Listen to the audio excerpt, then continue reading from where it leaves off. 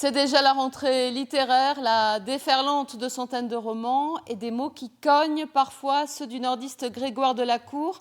Un jour viendra couleur d'orange, publié chez Grasset. L'écrivain plonge dans la colère de Gilets jaunes qui a démarré en novembre 2018. Grégoire Delacour qui nous fait l'amitié de répondre à nos questions depuis New York. Bonsoir à vous Grégoire Delacour.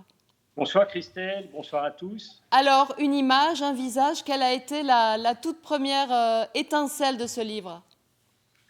L'étincelle, la première de ce livre, ça a été l'envie très ancrée en moi de raconter une histoire d'amour d'enfant, curieusement. Et parce que l'amour, c'est finalement une espérance.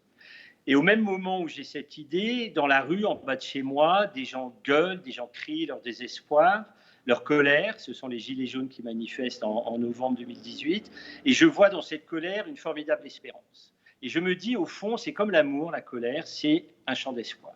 Et j'ai eu envie de faire croiser ces deux univers, la pureté de l'enfance qui espère un monde meilleur et la colère de ces hommes et de ces femmes qui espèrent eux aussi un monde meilleur. Et comme souvent, vous dépassez le réel pour pénétrer dans les âmes des familles, avec Pierre notamment, qui est un nordiste qui manifeste inlassablement sur les ronds-points. On a le sentiment qu'il n'est heureux, qu'il ne s'accomplit que dans la colère. Pourquoi ?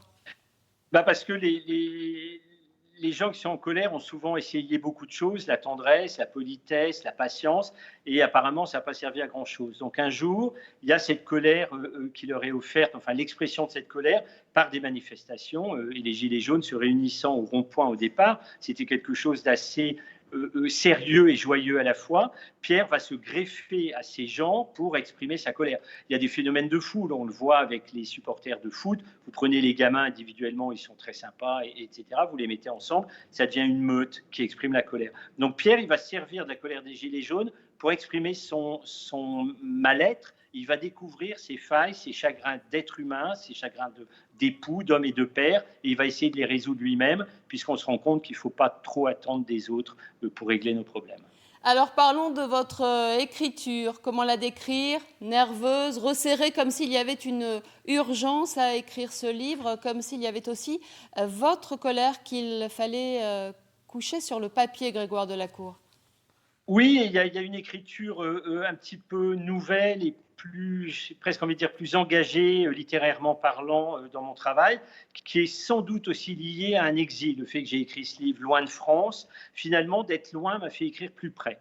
Et j'ai découéné, vous savez, comme le jambon, j'ai enlevé tout ce qui dépassait, le gras, pour essayer d'avoir une écriture qui aille au cœur des gens, au cœur de l'humanité des gens, au cœur de ce qui manque, c'est-à-dire le cœur du monde que ceux qui nous gouvernent ont un petit peu oublié, j'ai l'impression. Donc l'écriture, elle est au service des uns et des autres, elle est au service de tous mes personnages, elle évolue en fonction des personnages, elle est plus poétique pour les enfants, elle est plus acérée, plus violente quand il s'agit de ces hommes et femmes en colère dans les ronds-points, et elle est très romantique quand il s'agit du personnage de Louise qui va tomber amoureuse de quelqu'un, mais je n'en dirai pas plus. Et le Nord n'est pas oublié, comme toujours chez vous, Grégoire Delacour. Un jour viendra couleur d'orange, brillant roman de cette rentrée littéraire. Merci beaucoup, Grégoire Delacour, et à très vite en France et dans la région. À bientôt.